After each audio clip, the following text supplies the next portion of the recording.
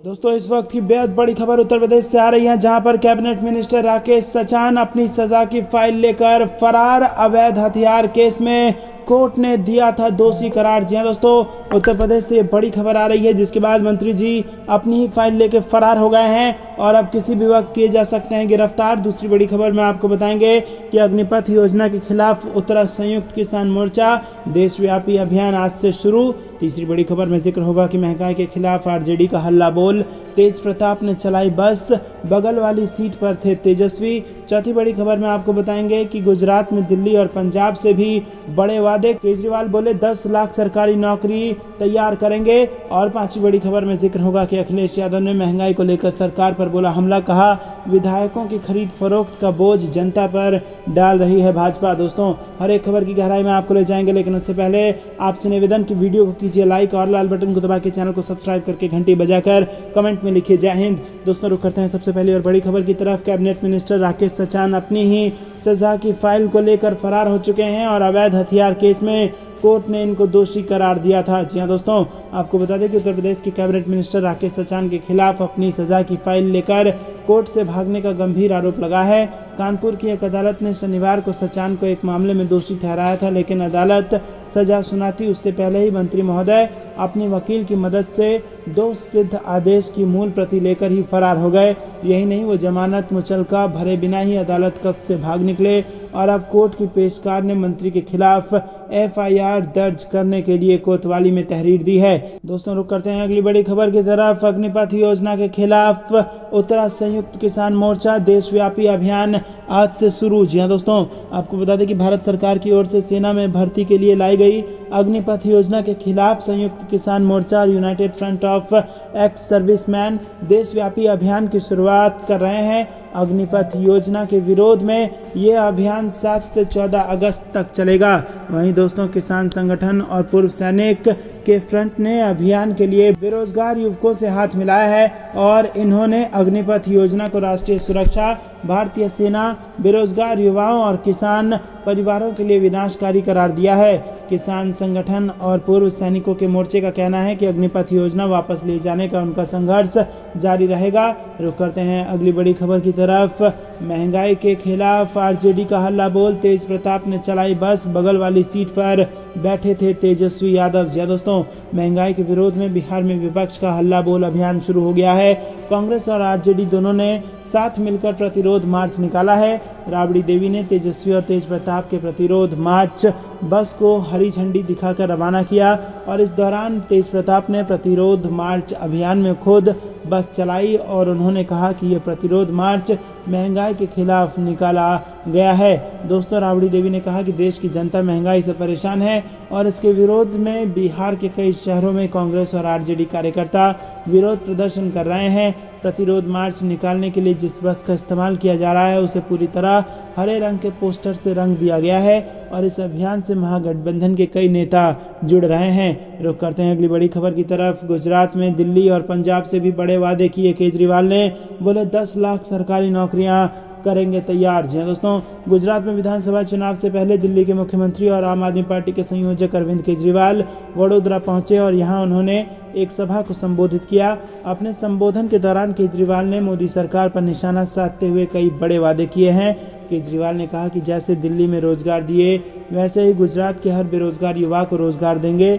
जब तक रोजगार नहीं मिल जाता तब तक हर महीने 3000 रुपये बेरोजगारी भत्ता देंगे। 10 लाख सरकारी नौकरियां तैयार करेंगे। पेपर लीक के खिलाफ सख्त कानून बनाएंगे। केजरीवाल ने कहा कि पंजाब में पिछले हफ्ते 25 लाख परिवारों के बिजली बिल जीरो आए हैं और 1 सितंबर तक 26 लाख और परिवारों के बिल जीरो आएंगे। दिल्ली में कई साल से बिल जीरो आ रहे हैं। गुजरात में भी अगर हमें मौका मिलता है तो यहाँ भी बिजली के बिल जीरो आएंगे।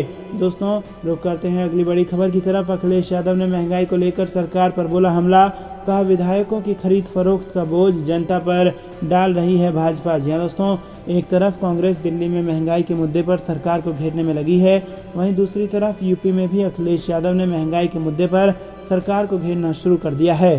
अखिलेश यादव ने एक अखबार की खबर का जिक्र करते हुए ट्वीट किया, जिसमें उन्होंने लिखा कि भाजपा के राज में कमाई घटी है और महंगाई के साथ ही लोन पर ईएमआई बढ़ी है। जनता का दुख दर्द इतना बढ़ गया है कि अगर भाजपा सरकार उस पर टैक्स लेने लगे तो उसे किसी और टैक्स की ज़रूरत नहीं पड़ेगी। सरकार की खरीद फरोख्त में लगी भाजपा अपने भ्रष्टाचार का बोझ जनता पर डाल रही है, जो कि निंदनीय है। दरअसल इस खबर में लिखा है कि रिजर्व बैंक ने रेपो रेट में 0.5% की बढ़ोतरी की घोषणा की है, जिससे लोगों की ईएमआई में फिर से बढ़ोतरी होगी। और इसी खबर को लेकर अखिलेश यादव ने सरकार पर निशाना साधा। दोस्तों, रुक करते हैं अगली बड़ी खबर की तरफ। मोहन भागवत को तिरंगा भेंट करने के ऐलान से मध्य प्रदेश में घबराई शिवराज सरकार। छावनी में तब्दील हुआ कांग्रेस दफ्तर और कई नेता कर दिए गए नजरबंद। जी हाँ दोस्तों, मध्य प्रदेश में कांग्रेस नेता संगीता शर्मा ने संघ प्रमुख मोहन भागवत को भोपाल में पीपुल्स मॉल में जाकर तिरंगा और किताब भेंट करने का ऐलान किया था। वो मोहन भागवत को इस इवेंट में भेंट करने जा रही थी और पुलिस ने उन्हें रोक दिया। वो पीसीसी से रवाना हुई, लेकिन व्यापम चौराहे पर ही पुलिस ने उन्हें रोका और इसके बाद पुलिस उन्हें वापस पीसीसी ले आई और फिलहाल कांग्रेस कार्यालय पुलिस छावनी में तब्दील कर दिया गया है। इसके अलावा भोपाल में जहां संघ प्रमुख मोहन भागवत ठहरे हैं, वहां भी बड़ी संख्या में पुलिस के जवान तैनात किए गए हैं। दोस्तों, आपको बता दें कि कांग्रेस नेताओं को पीसीसी में नज़रबंद करने पर पूर्व सीएम दिग्विजय सिंह और पीसीसी चीफ कमलनाथ ने सरकार पर निशाना साधा है। पुलिस के पीसीसी में पहरा लगाने पर पूर्व मुख्यमंत्री कमलनाथ ने ट्वीट कर कहा कि जब पूरा देश आज़ादी के हीरक जयंती मना रहा है, तब मध्य प्रदेश की शिवराज सिंह चौहान सरकार कांग्रेस के कार्यकर्ताओं को तिरंगा भेंट करने से रोक रही है। रुक करते हैं अगली बड़ी खबर की तरफ। घोटाले की आहट तो नहीं, उत्तराखंड में 3000 मृतक पा रहे हैं किसान सम्मान निधि। जी हाँ दोस्तों, उत्तराखंड में 20,000 लोगों ने फर्जी तरीके से बतौर किसान सरकार के 18 करोड़ 3 लाख रुपए डकार लिए। इसमें 11,000 लोग ऐसे हैं जो आयकर चुकाते हैं। यही नहीं, 3,000 ऐसे लोगों का भी पता चला है जिनकी मृत्यु हो चुकी थी और उनके नाम भी सम्मान निधि जारी की गई। हालांकि अफसरों का कहना है कि इनकी मौत पीएम योजना में शामिल होने के बाद हुई है और कुछ ऐसे भी हैं जिनका नाम जमीन तक दर्ज नहीं है। दोस्तों, ये मामला पकड़ में आने के बाद कृषि विभाग ने अपात्रों को नोटिस भेजना शुरू किया, तो कार्रवाई से बचने के लिए राज्य भर में 3064 लोगों ने 2 करोड़ 3 लाख रुपए वापस लौटा दिए। रुक करते हैं अगली बड़ी खबर की तरफ। 15 अगस्त से पहले दिल्ली में ISIS मॉड्यूल का खुलासा, बाटला हाउस से संदिग्ध आतंकी को दबोचा। जी हाँ दोस्तों, राष्ट्रीय जांच एजेंसी के हाथ बड़ी कामयाबी लगी है। 15 अगस्त से पहले एजेंसी ने दिल्ली से ISIS के सक्रिय सदस्य को गिरफ्तार किया है। आतंकी का नाम मोहसिन अहमद है और उसे ISIS मॉड्यूल की गतिविधि को लेकर की गई तलाशी के बाद गिरफ्तारी किया गया है और NIA ने रविवार को आरोपी मोहसिन अहमद पुत्र मोहम्मद शकील अहमद के आवासीय परिसर की तलाशी ली।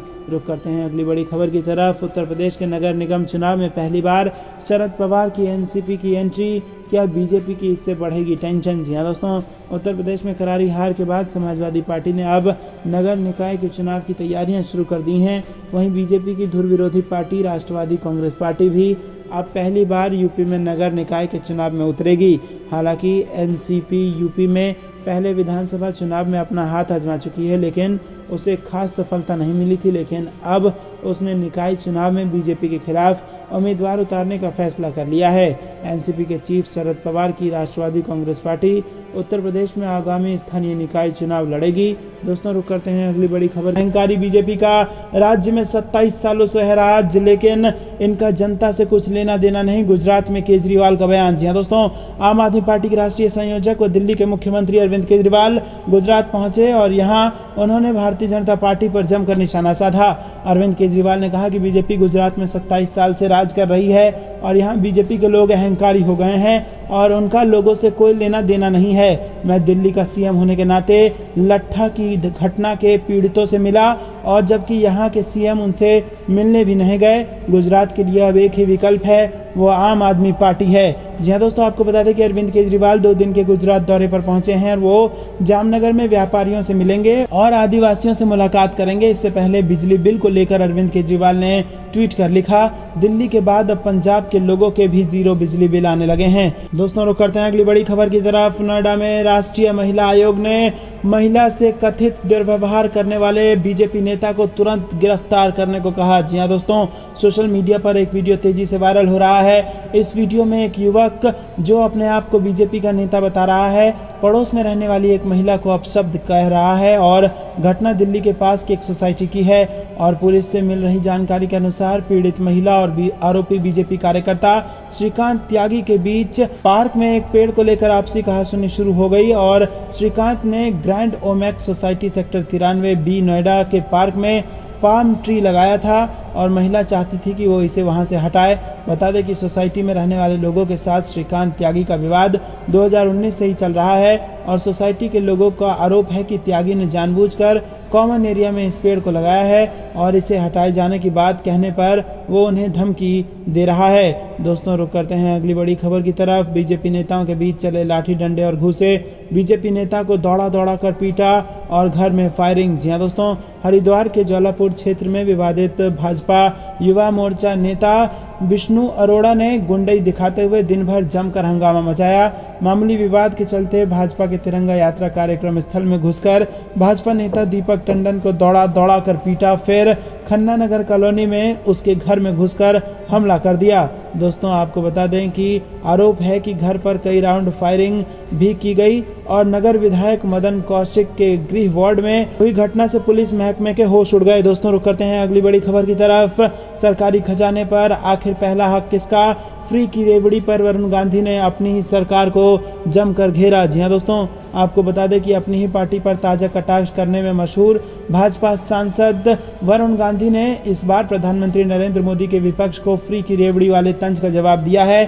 पीलीभीत के सांसद ने ट्वीट किया कि जो सदन गरीब को 5 किलो राशन दिए जाने पर धन्यवाद की आकांक्षा रखता है, वही सदन बताता है कि 5 वर्षों में भ्रष्ट धनपशुओं का 10 लाख करोड़ तक का लोन माफ हुआ है और सरकारी खजाने पर आखिर पहला हक किसका है? भाजपा सांसद वरुण गांधी ने अपनी ही पार्टी के सांसद निशिकांत दुबे के उस बयान पर भी तंज बोला और इससे पहले प्रधानमंत्री नरेंद्र मोदी ने एक सभा में कहा था कि फ्री की रेवड़ी वाले से सावधान रहना चाहिए। रुक करते हैं अगली बड़ी खबर की तरफ।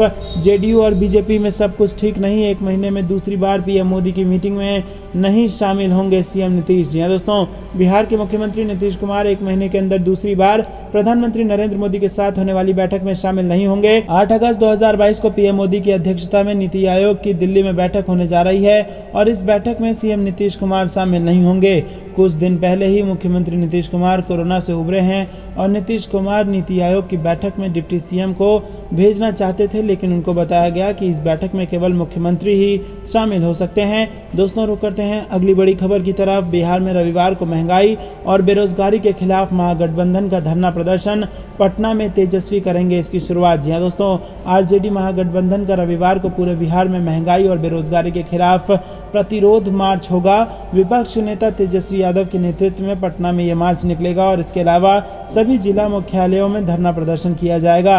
आरजेडी प्रवक्ता एजाज अहमद ने बताया कि प्रतिरोध मार्च में आरजेडी समेत महागठबंधन के सभी विधायक, विधान पार्षद, पार्टी पदाधिकारी, जिला अध्यक्ष, महानगर अध्यक्ष, प्रखंड अध्यक्ष और सक्रिय कार्यकर्ताओं सहित आम लोगों की बड़ी संख्या जिले में हो। दोस्तों, आपको बता दें कि महागठबंधन के घटक दलों आरजेडी, कांग्रेस, माले, सीपीआई व सीपीएम की ओर से जारी संदेश में कहा गया है कि बिहार की जनता में बढ़ती बेरोजगारी, मुस्लिमों को बदनाम करने, बुलडोजर राज, महंगाई, बेरोजगारी जैसे मुद्दों और केंद्र व राज्य सरकार की जन विरोधी नीतियों के खिलाफ काफी आक्रोश है। प्रदेश में सूखे की समस्या को लेकर भी सरकार गंभीर नहीं है। रुक करते हैं अगली बड़ी खबर की तरफ। अमित शाह के हमले पर अधीर रंजन चौधरी का जवाब, ध्यान भटकाने के लिए राम नाम का इस्तेमाल। जी हां दोस्तों, आपको बता दें कि दिल्ली में कांग्रेस ने 5 अगस्त को सरकार के खिलाफ विरोध प्रदर्शन किया और इस विरोध प्रदर्शन के दिन को लेकर केंद्रीय गृह मंत्री अमित शाह ने कांग्रेस पर निशाना साधा है। वहीं अब अमित शाह के बयान पर कांग्रेस नेता अधीर रंजन चौधरी ने पलटवार किया है। साथ ही बीजेपी पर कई आरोप लगाए गए हैं। अधीर रंजन चौधरी ने बीजेपी पर आरोप लगाया कि वो असली मुद्दों से लोगों का ध्यान भटकाने के लिए राम नाम का सहारा ले रही है। अधीर रंजन ने आगे कहा कि बीजेपी का एकमात्र हथियार राम नाम है। अधीर रंजन ने कहा कि कांग्रेस महंगाई और बेरोजगारी को लेकर विरोध प्रदर्शन कर रही है। उन्होंने कहा कि देश और लोगों के मुद्दों को उठाना कांग्रेस पार्टी की राजनीतिक, नैतिक और वैचारिक जिम्मेदारी है, लेकिन सरकार अमृतकाल के नाम पर लोगों को धोखा दे रही है। अधीर रंजन चौधरी ने एएनआई से बात करते हुए कहा कि जब हम महंगाई और बेरोजगारी का विरोध कर रहे हैं तो सरकार इसे बर्दाश्त नहीं कर पा रही है, इसीलिए अब वो देश के लोगों का ध्यान भटकाने का प्रयास कर रही है। रुक करते हैं अगली बड़ी खबर की तरफ। कानपुर में सजा मिलने के बाद फरार कैबिनेट मंत्री राकेश सचान को लेकर सपा का बीजेपी पर हमला। जी हां दोस्तों, उत्तर प्रदेश की योगी आदित्यनाथ सरकार में कैबिनेट मंत्री राकेश सचान को सरकारी गिट्टी चोरी के मामले में कोर्ट में सजा मिलने पर समाजवादी पार्टी ने भाजपा पर जोरदार हमला बोला। कानपुर में आज ACMM 3 कोर्ट ने 35 वर्ष पुराने मामले में राकेश सचान को सजा सुनाई तो उनकी पुरानी पार्टी यानी समाजवादी पार्टी को मंत्री राकेश सचान तथा भाजपा पर हमला बोलने का मौका मिल गया। दोस्तों, योगी आदित्यनाथ सरकार में खादी एवं ग्राम उद्योग, रेशम उद्योग, हथकरघा एवं वस्त्र उद्योग तथा सूक्ष्म लघु और मध्यम उद्योग मंत्री राकेश सचान को कानपुर की एक कोर्ट ने 35 वर्ष पुराने मामले में दोषी करार दिया और सजा सुनाई। कोर्ट का फैसला आने से पहले ही मंत्री राकेश सचान कोर्ट से गायब हो गए।